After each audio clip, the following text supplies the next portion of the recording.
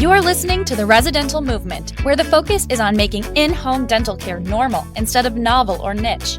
I'm your host, Dr. Ashley Robinson, a house call dentist with a lot of passion for reaching patients who are best served in their home or residence. I'm here to encourage, equip, and empower dentists like you to begin offering in-home dental services for patients who cannot get to the office, while also enjoying a more balanced work life. We discuss everything from dentistry, business, ethics, mindset, and more. Listen in to learn how you can become a part of the residential movement. Today, I want to share a very quick and practical tip with you. It's about your house call practice's phone line. When you start your practice, I do not recommend putting your personal cell phone number in the newspaper or online or in any of your advertising. I think your practice should have its own phone number. But I don't recommend another landline. Today, you'll need to use VoIP, Voice over Internet Protocol.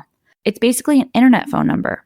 This is a number that allows you to use your current device, your cell phone, but it shows up as a different number when you call out, and it rings differently on your phone when people call in.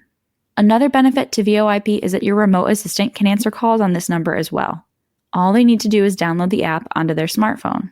An example of this VoIP for people who aren't super familiar is Google Voice. A lot of people know that service.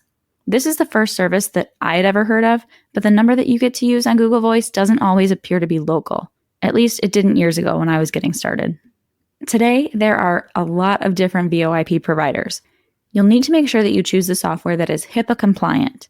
GoTo is a company that offers these services, Mango is a company that offers these services, and actually Mango integrates directly with Curve. Curve is the cloud-based EHR that I use for my record keeping. I highly recommend them, and I'm actually an affiliate of theirs.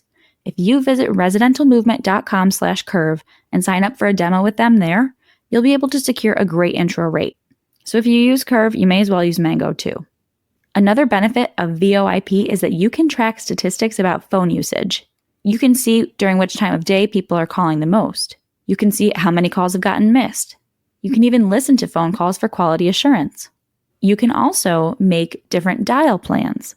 In my practice, the way I've set up my dial plan is that the phone rings to my assistant's line first for the first few rings, and she usually picks up the call. Then, let's say she's busy or something and hasn't answered the call, it will ring to my phone so that I have the opportunity to answer the call. But if I'm with a patient or unable to answer, then the patient hears the voicemail and can leave a message. Oh, that reminds me. Another cool feature of VoIP is the ability to have multiple voicemail recordings at different times. In my practice, when somebody calls, they're immediately answered by a person, but some fellow house call dentists of mine have incorporated an automated answering system into their VoIP. For example, they'll have a recording that says, "Hello, you've reached said practice. Press 1 to continue for scheduling," before they actually talk to a person. My colleagues say that it helps them reduce calls from telemarketers, which may be true. Having a person answer the phone is more my style, but to each their own. You can do whatever you want. So that's it. Remember to protect your privacy by not sharing your personal cell phone number when you get started. Before you print your marketing materials, make sure to invest in VoIP to enjoy all of the features. That's it. Thanks for listening. That's a wrap on this episode of the Residential Movement. If you like what you heard today, please leave a 5-star review and subscribe so you don't miss an episode. If you know someone who could benefit from this information, please share this with them.